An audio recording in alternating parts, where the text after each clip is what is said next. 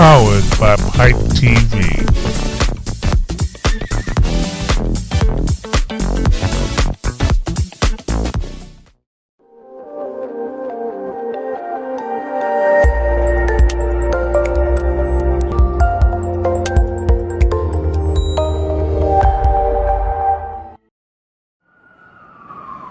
This is Sessions Café, and I'm your host, Keri D. Singleton.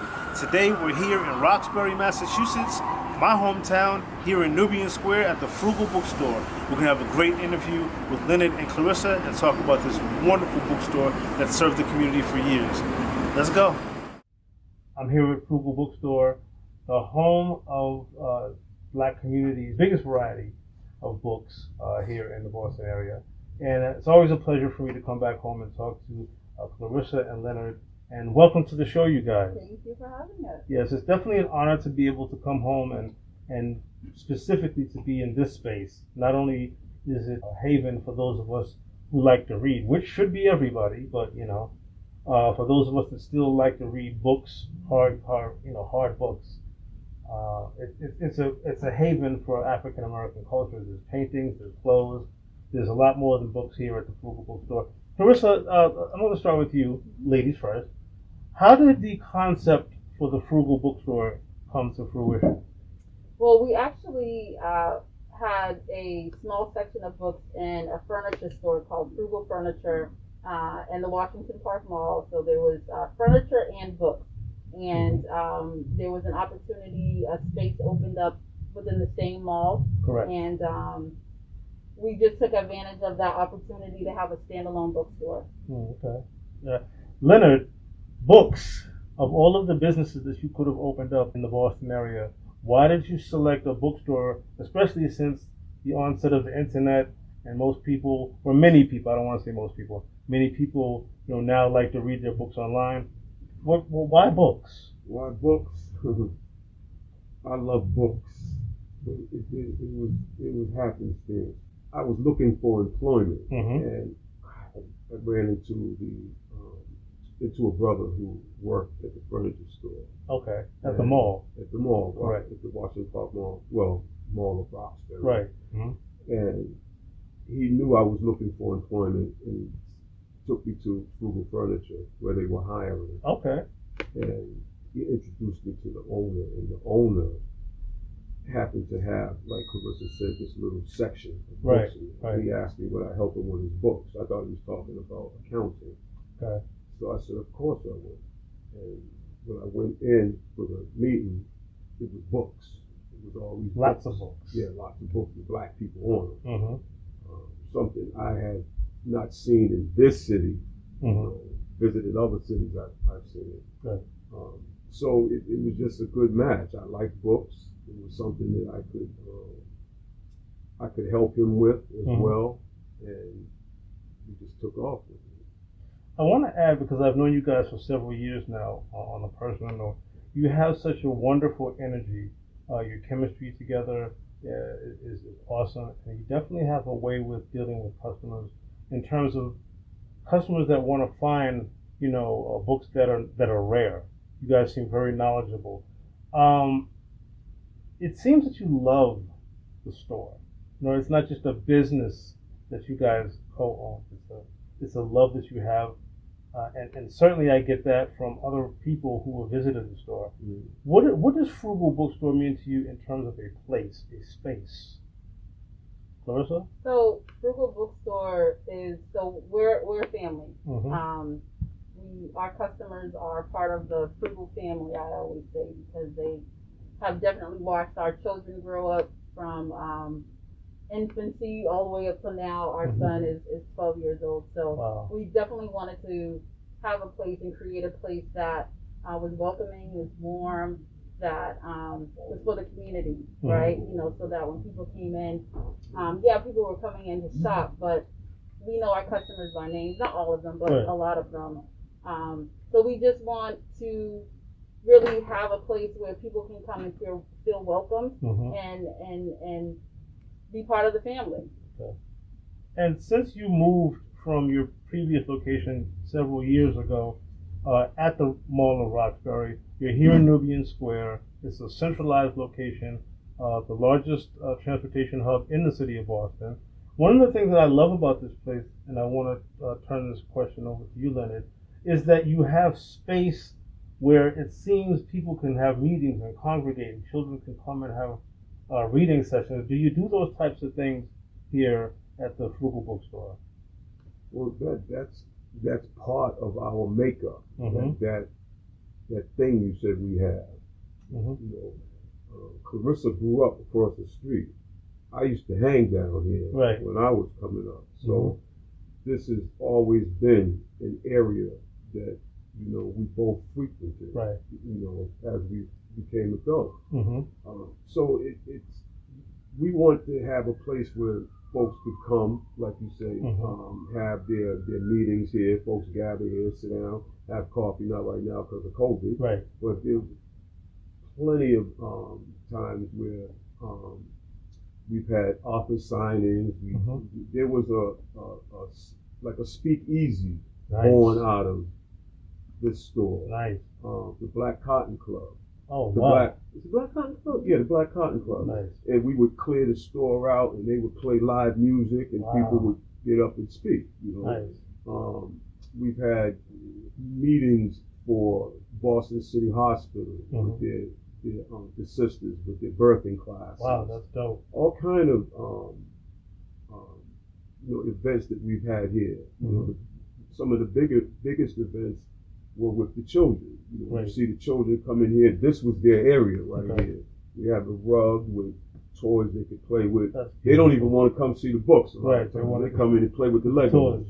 Yeah, you know, so it's just, I think of it as the place to be. This is the place to be. Absolutely. And speaking of being the place to be in the community, I wanted you both to weigh in on a subject that, even though I'm now residing in New York, that has been kind of touchy for me. So recently, this square, which is called Dudley Square, which is actually geographically the middle of the city of Boston. Not only is it that, but it's also the cultural black hub of Boston, was renamed from Dudley Square to Nubian Square. So Dudley Square was actually named after Governor Dudley, I learned, which was a Massachusetts governor who was a proponent for slavery. And it was recently renamed Nubian Square to embrace the blackness of the community. Oddly enough, many people in the community seem to have given pushback in terms of them not wanting to embrace the name Nubian, simply because, from what I've read, they're used to the old name. I have to ask, because your store is here and because your heart is here, how do you feel about that, Clarrissa? So for me, I actually was one of the, I voted to have the name changed to Nubian. I think that for me it was, I think the founders of, and I don't know the organization, but I think that they wanted to pay homage to a Nubian notion. Right. So the store.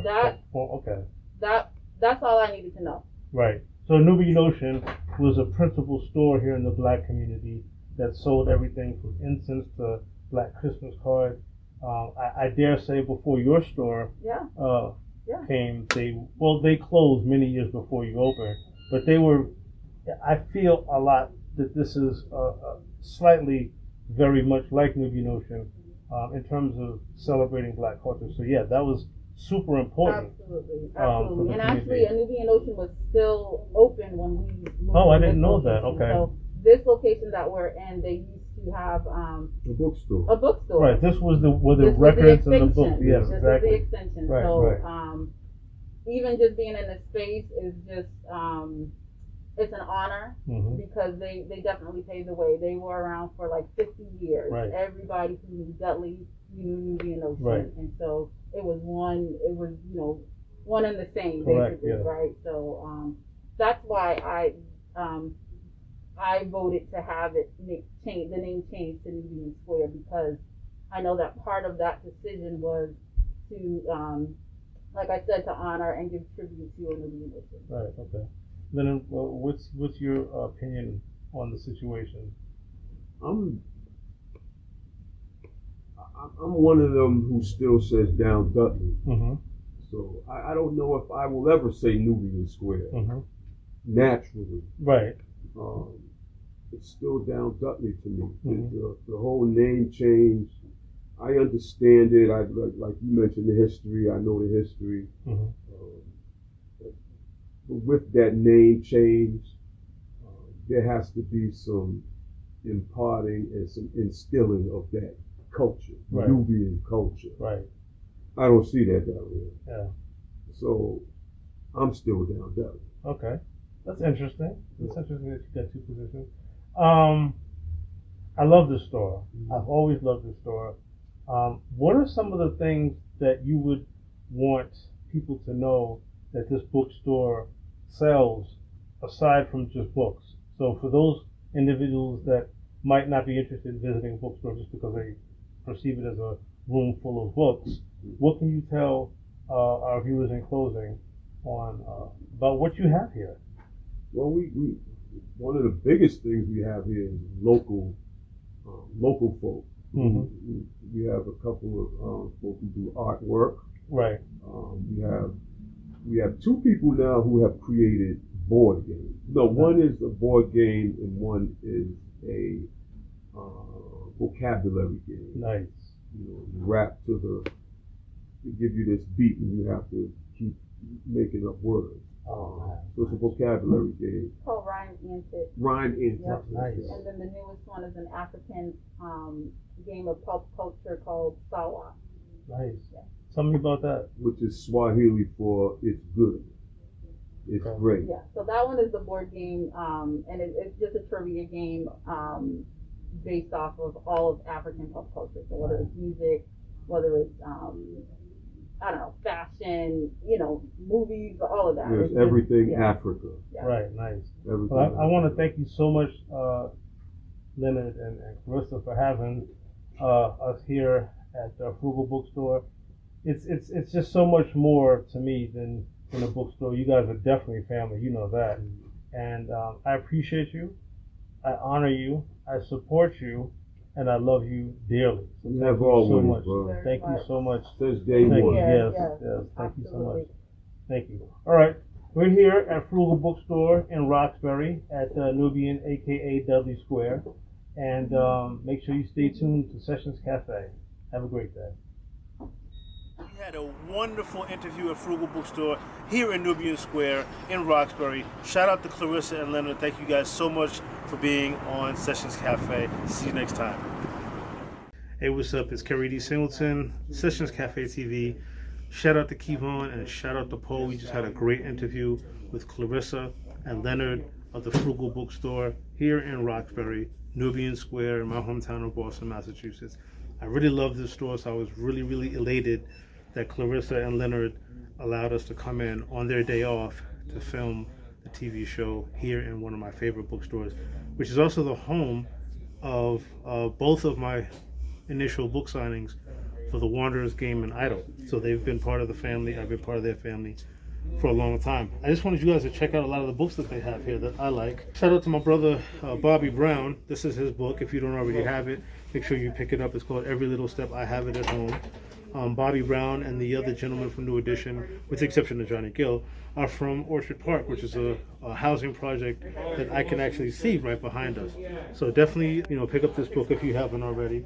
Another person who I love is Miss Natalie Cole, and this is her book. This is her story. Make sure you check that out. Lots of books, man, like The Genius of Michael Jackson. There's a lot of Michael Jackson books here. I don't think any bookstore would be complete without a book about Mike. Jay-Z, Brooklyn's Own, the book about him, I think you should check out, by Michael Eric Dyson, who's the well-respected biography author. My girl Alicia Keys. Love me some Alicia Keys. And I can't forget one of the legends. This is called The Beautiful Ones, and I'm sure this is a great story. I don't have this one yet. Hey, I got to pick this one up. I definitely want to know his story. He has his music was as legendary as his life, so I want to definitely check that out. A lot of great books, as you can see. I'm not going to pick out all of them, but there's a lot of great books in terms of music and sports. Muhammad Ali, A lot of great books on him. And wow, let's not forget this book. The book you ordered. Don't forget this book.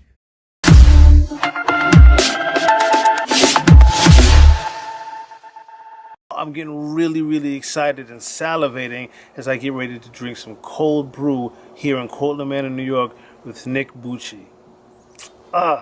Let's taste it. Welcome to Sessions Cafe. I'm your host, Keri D. Singleton, and I'm here in the home of Nik Bucci of Bucci Coffee. How are you, sir? I'm good, thank you. It's Good, to good. be here. Thank you for having me in your lovely home, man. You bet, man. So for those of us that are not big coffee drinkers, I know that the 1% of us that are not big coffee drinkers, explain to me what the difference is between cold brew coffee and other coffee. Yeah, okay. So cold brew coffee, it's quite popular right now for a few reasons. The way you make it is you use time instead of heat. So you take your coffee beans and your water and you combine them, you mix them, and you steep it for a long period of time. Oh, okay. So some brews could be, on the short end would be like an 8-hour brew, typically, or like a 12-hour, and some people brew it for as long as like 48 hours. Interesting. Yeah. Does that enhance the flavor? Yeah, so the couple of cool things that brings to the table is like cold brew coffee is much less acidic than hot brewed coffee. So a lot of people that get upset, like if their stomach gets upset from typical hot coffee, they sometimes can be okay with cold brew coffee because there's less acid in it. And the flavor profile is usually a lot smoother. So people you could drink it black without adding a bunch of sweetener and stuff. It just is naturally sweeter because the brewing process, it doesn't extract as many of the bitter oils and stuff from the coffee. Interesting. So aside from it being less acidic, what about the levels of caffeine? Is it the same amount of caffeine, or? That's an important question for any coffee drinker. Of course.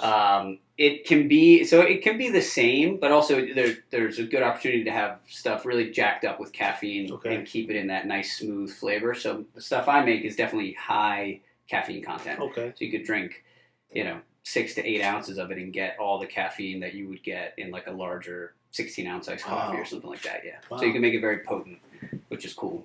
So Bucci Coffee is your home business. Yes, sir. That's pretty dope. That we all like to work from home, especially nowadays, right? Yeah, for sure. How did you decide? What made you decide that you wanted to begin working for yourself, and then specifically making coffee?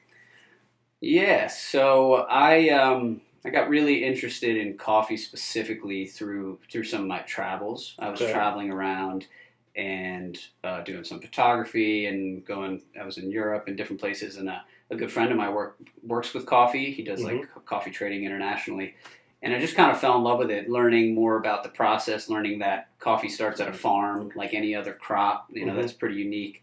Well, even I know coffee beans make coffee, right? Yeah, right. Okay. So maybe one thing that is less common knowledge, wasn't common knowledge to me, coffee beans are actually like little coffee seeds. They're actually the seeds to a coffee plant, and they start in a small little fruit they grow like on a coffee tree. Okay. So that's like the origins of coffee. It's like growing almost like cherries. And then it gets processed from there, and then you have raw beans, and then they have to be roasted. So there's so much that goes into it, and it's this giant global collaborative effort. I say global because essentially no coffee is grown in the U.S., but the U.S. is a massive consumer of coffee. So the whole world is working together to keep up with the demand, I'm sure. Yeah, and anytime you sip a cup of coffee, you're participating in this global marketplace. Your coffee's probably coming from Brazil or Colombia or Indonesia, Vietnam, all these different coffee producing regions. I didn't even know East Asia. Yeah, so East Asia definitely does some coffee production as well. Colombia and Brazil are huge. Yeah, I always associate coffee with South America, Colombia, Brazil. Yes. Yeah, and they're still powerhouses, and they make great coffees.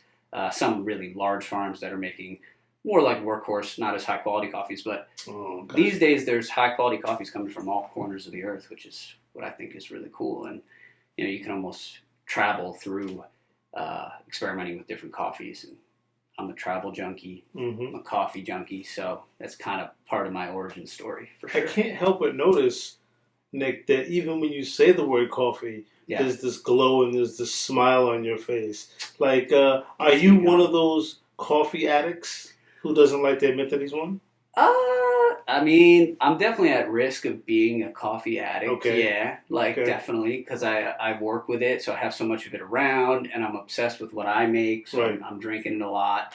But I also think I have a pretty balanced relationship with my coffee. I also don't like to drink low quality coffee. I Of just course think not. that I Right. just think that if you're going to drink coffee, you should be participating in the higher quality space, because it's Right. not actually that much more expensive or that much harder to get. There's a lot of good small coffee producers now Right. that have kind of opened up the market of specialty higher quality coffees to all sorts of consumers. So I'm pretty sure a chef isn't going to want to eat at McDonald's or Wendy's.